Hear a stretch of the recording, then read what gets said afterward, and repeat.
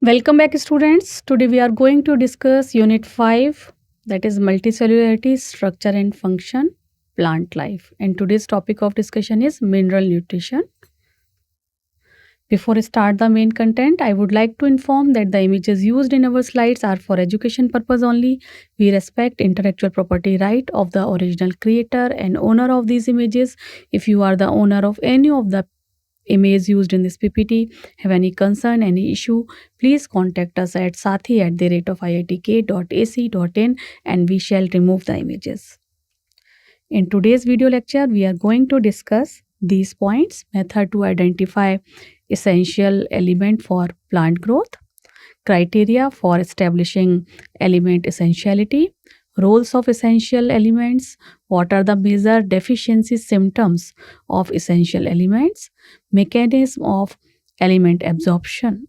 So these are the points. Okay, as you know that all living organisms require macromolecules like carbohydrate, protein and fat, and also water and minerals. Okay, not only macromolecule, but this water and mineral is also another important thing which is required for growth and development, right? So in 1860, there was a scientist known as Julius von Sach first demonstrate soil free plant growth using a nutrient solution, and this technique was known as hydroponics. And this hydroponics is a very popular technique these days, and people use this method to grow plant in a jar in hydroponics, which contains all the essential elements which is required for the plant growth, and they provide sufficient light, optimum temperature, so that they will get a maximum benefit out of it from the plant. Okay, so what is this hydroponics? Let's first discuss. It is a technique of growing plant in a defined nutrient solution and without soil. As you can see, this is a picture. There are so many plants grown under greenhouse condition, under optimum condition. There is no soil. They are growing only in nutrient solution.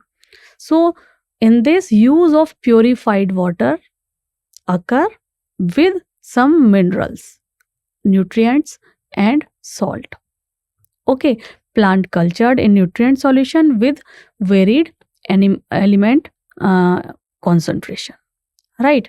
So identification of essential elements and their deficiency symptom, and as you can see in this particular picture, this person is now you can see these, just look after all the lenticulae. They have grown in this particular optimum condition, greenhouse conditions, right? This is a pipe containing that mineral solution, hydroponic, containing all the minerals which is required, and optimum light, optimum temperature is there, and so optimum growth you can see over here, maximum growth you can see in this particular picture of this particular vegetation occur, right? So hydroponics used to grow various vegetables like tomato, seedless cucumber, lentils, right? Nutrient solution must be adequate, and it must be adequately aerated for optimum plant growth, and it should be changed time to time so that no fungal growth will occur, right? So what are essential mineral elements? As this is how we can have an idea that soil is not essential for the growth, but the nutrients, but the minerals which is normally present in the soil and absorbed by the root, if we directly provide that element to the plant in an optimum concentration, they can grow easily, right? So this is how this hydroponic technique works. Now let's understand essential mineral elements. Soil minerals enter plants through roots, right? And more than 60 out of 105 discovered elements are present in plants. Some plants accumulate selenium, gold, and even radioactive strontium also. Minerals can be detectable at the level of 10 to the power minus 8 per gram per ml. But all elements like gold, selenium, these are not required for the growth of the plant. These are not come under essential element category. So what is the criteria for essentiality? An element comes under essential element if that element is necessary for normal growth of the plant. Not only normal growth but also for their reproduction. And in it's if that element is not present and that time plant is not able to complete their life cycle and not set the seed, that time we can say that this particular element is essential for this plant growth. Means that is compulsory for the normal growth of a plant, that is compulsory for the reproduction of the plant, that is compulsory to complete the life cycle of the plant and set the seed. That type of element is known as essential element. Okay, so its role is specific and irreplaceable by another element. Okay, if deficiency occur, it cannot meet. If deficiency of one element like nitrogen is there or phosphorus is there, it can't meet by another element. That time we can say that element is essential.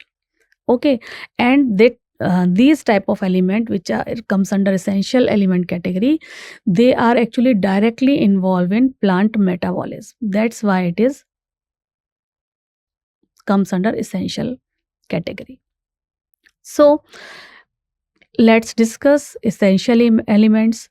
So only few elements are absolutely essential for plant growth and metabolism. These essential elements are categorized based on their quantitative requirement. Okay, like macronutrient, we can divide essential element into two types, macro and micro. Macronutrient and micronutrient. First, let's discuss macronutrients. Macronutrients present in large amount in the plant, means more than 10 millimolar per kg of dry weight. And what are those? Carbon, hydrogen and oxygen. Carbon, hydrogen and oxygen. These three actually obtained from carbon dioxide and water. But nitrogen, phosphorus, sulfur, potassium, calcium, magnesium, these are all elements are present in the soil. So plant absorb these elements from the soil as mineral. Okay, so these are comes under macronutrient category which are present in large amount in plant tissue. Second one is micronutrients or trace elements. Those whose whose concentration is very less in the plant, means they are needed in a very small amount, means less than 10 millimolar per kg of dry weight, but these are essential for their metabolic activity. Okay, these include iron, manganese, copper, molybdenum, zinc, boron, chlorine and nickel. These are comes under micronutrient category. Now beneficial elements. Beneficial elements means in addition to these 17 essential elements, if we combine both macro and micro, total 17. Number is 17. Okay, so in addition to these 17 essential elements, higher plant require some beneficial elements too, like sodium, silicon, cobalt and selenium. Okay, these are beneficial elements. These are not essential but beneficial. If these are present in the soil mixture or hydroponics or wherever the plant grows, it provides some beneficial effect to the plant. Now, categories of essential element based on their function. First one is structural element. Some element act as a component, okay, of biomolecules and structural elements of the cell like carbon, hydrogen, oxygen and nitrogen.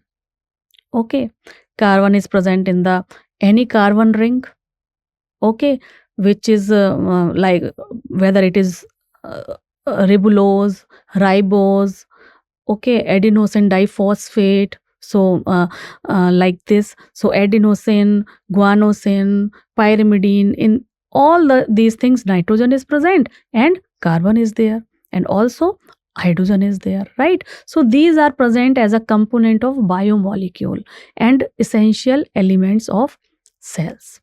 Second is energy related compounds, like components of energy related chemical compound like ATP. Okay, adenosine triphosphate means phosphorus is present in this molecule. Similarly, magnesium is present in the chlorophyll. Okay, so some elements are act as a important component of energy related chemical compounds which are present in the plants. Third is enzyme activator or inhibitor. Some elements act as a um, activator or inhibitor of any enzymatic reactions. Elements that activate or inhibit enzymes like magnesium, it's a very common example. It actually activate ribulose biphosphate carboxylase oxygenase enzyme. It also act as a activator in phosphoenol pyruvate carboxylase enzyme as a these are critical photosynthetic carbon fixation in that particular step. Okay, zinc um, act as a activator or a catalyst in alcohol dehydrogenase enzyme, right? Enzymatic activity. Similarly, this molybdenum activate nitrogenase activity during nitrogen metabolism. So some elements also act as an activator or inhibitor in some important enzymatic activities. Okay, fourth is osmotic potential alteration. Elements that can alter the osmotic potential of a cell, like potassium. This potassium play a key role in opening and closing of stomata.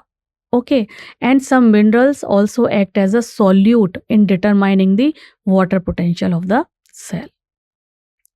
Now, role of macro and micronutrients. So, essential elements in plants participate in various metabolic activity in the plant like regulating cell membrane permeability, maintaining osmotic concentration of the cell, like involvement of electron transport chain, like providing buffering action, like in supporting enzymatic activity, and also act as a major constituent of macromolecule and coenzyme. Okay, so this is how now you can analyze the importance of macro and micronutrients or essential elements in plant life. That's why previously it is written over in the first or second slide that these are important for the plant life cycle.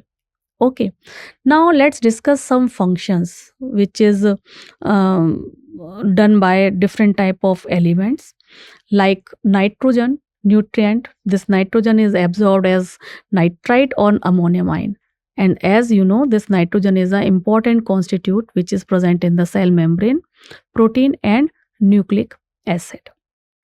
Similarly, phosphorus as H2PO4, and this is required for all metabolic activity. Potassium required for ion balance and maintenance of tissue. Calcium as a calcium ion, it involved in mitotic spindle formation and cell wall synthesis. Calcium. Magnesium as a activator in different enzymatic reaction in respiration or phosphorus and DNA RNA biosynthesis. Sulfur, the sulfur is found in as a sulfate, it is absorbed as a sulfate, and this is required not this is found in amino acid cysteine and methionine. Okay, similarly iron as ferrous or ferric, these are the important constitute of protein, which is involved in electron transport chain. Iron is present in various cytochromes. Manganese as activator in various enzymatic activity involved in photosynthesis, nitrogen metabolism, and many more.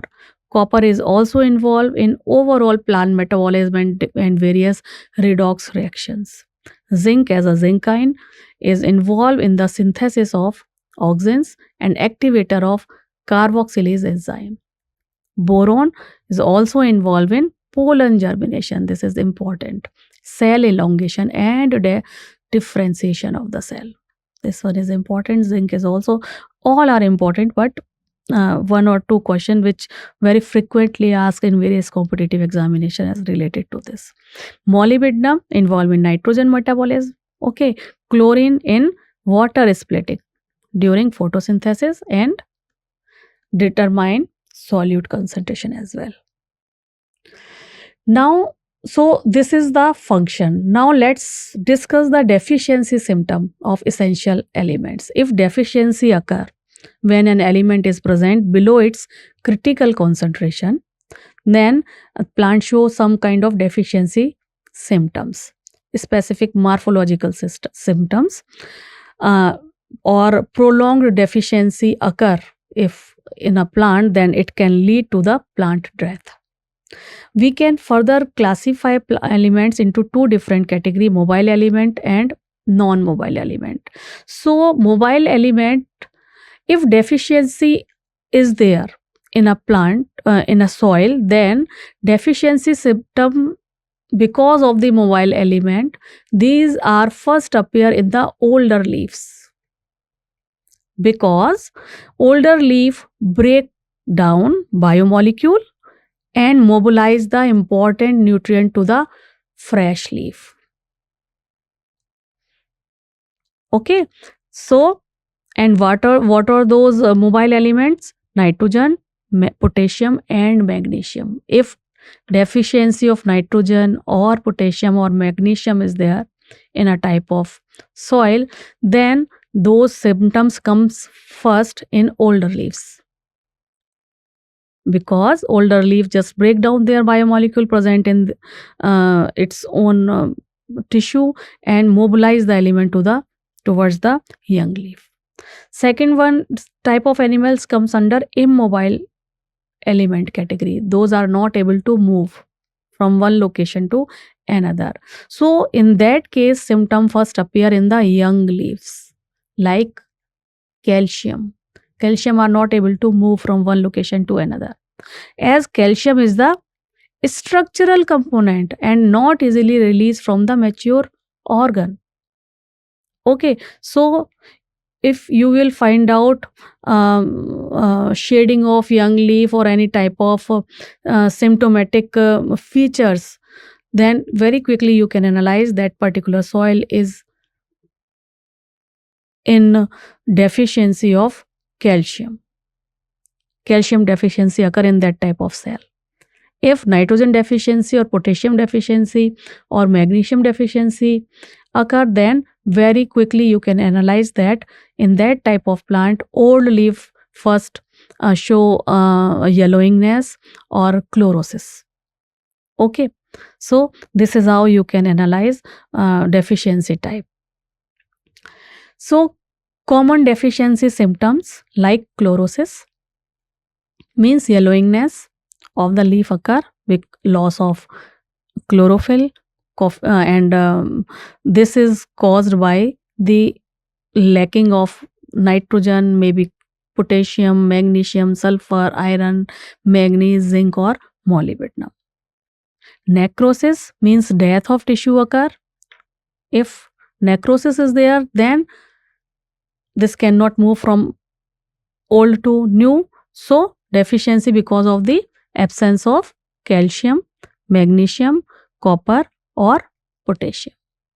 Okay, so this is all about the today's video lecture. Yes, two more points are also there. Inhibition of cell division. If plant is not able to grow further, means inhibition of cell division occur, then this is caused by the low level of nitrogen, potassium, sulfur and molybdenum. Delaying flowering. If there is no flowering or delaying flowering occur, then this one is caused by the low level of nitrogen, sulfur and molybdenum. These are important. Okay, so this is all about the today's video lecture related to nutrients and its importance.